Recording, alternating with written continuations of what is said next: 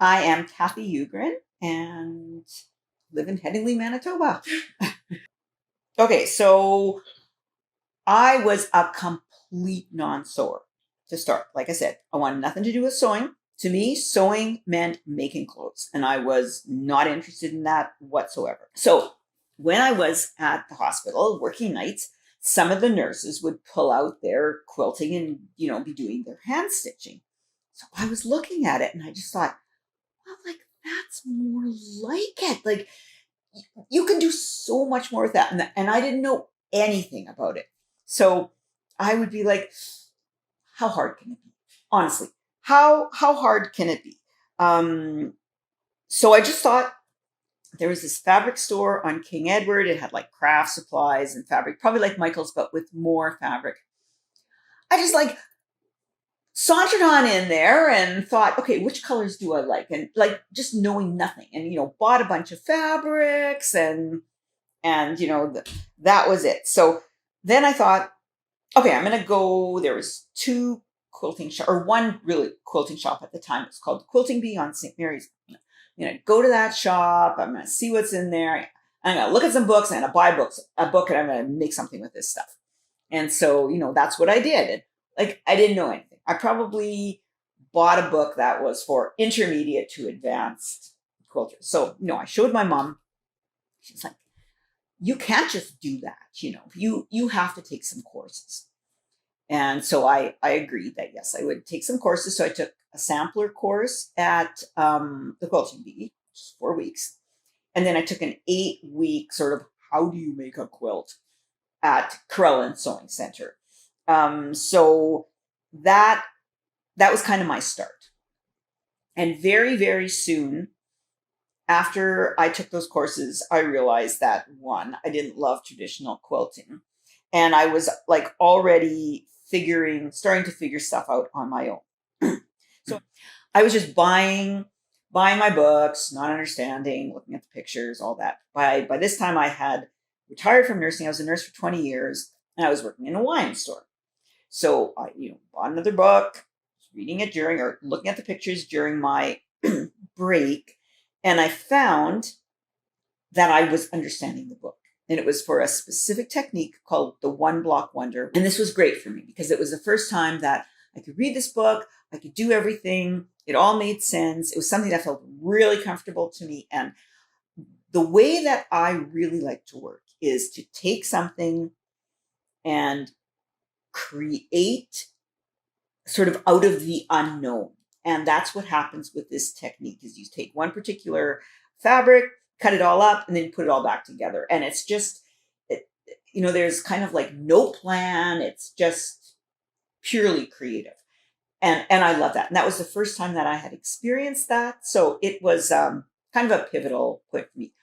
As soon as I started doing it and like really getting into it, not just doing those first pieces, but I was so hooked and I felt as though this is what I was created to do very strongly. So that was, found my thing. Well, I think that art is everywhere.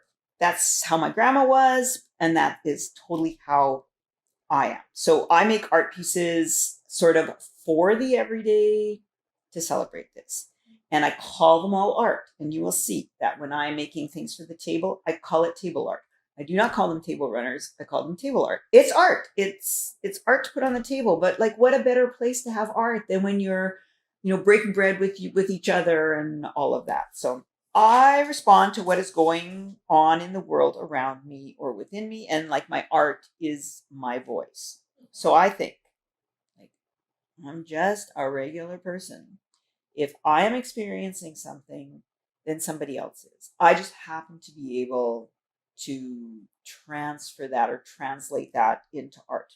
So I think, if you know that you're not alone in something that you're experiencing, you can just cope a little bit better. And I think like all of us have to do what we can in the world today to try and help each other. And this is kind of what I do. I would say as a woman, like my own voice.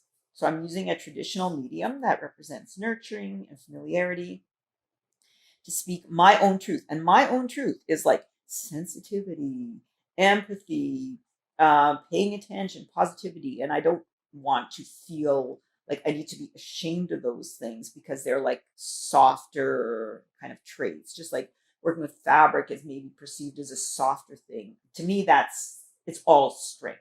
So I have had my work displayed as a solo artist, as a dual artist, in group exhibits, collaborations, and pop-up exhibits. In galleries, there was a great gallery in Brandon called the 12th Street Gallery. And I actually had my first solo show there. And it was a very, very emotional exhibit because it was based on dealing with my mom's, worsening mental health issues and her imminent death. And I also like to speak. So I have one presentation and I'm working on a second one. When I had my first solo exhibit, I was asked to also give a presentation on art and mental health.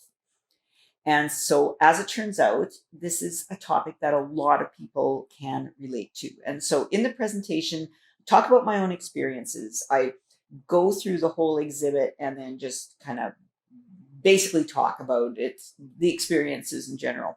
And so, my experience with all this is people respond to the artwork. They respond to the tactile nature of it. They respond to the familiarity that it's fabric. There's some sort of nurturing, comfortable thing there. They totally respond to the story and the meaning behind the piece. But there's like a vulnerability in exhibiting.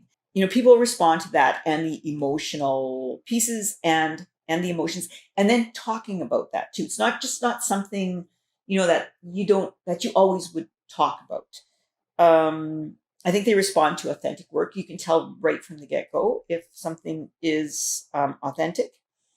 And for me, it's a safe way to express my views and all that, my story. I can't often find the right words, or, I don't want to hurt somebody's feelings, or I feel intimidated, or, like become the big introvert. But this, to me, it's a very safe way of expressing kind of the way that I feel. They're large tasks and projects, and the energy that goes into them is something that you can gain from them, I think. In my own practice, my philosophy is business and sales.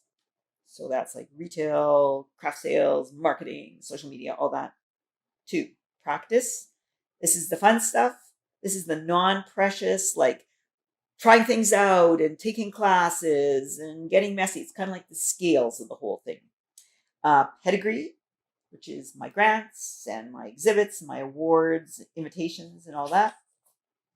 My professionalism, which are the groups I belong to, my leadership roles in my community. And then finally, facilitation, presentation, and collaboration, which is where my lectures and teaching, collaborations, mentoring, all that stuff comes in.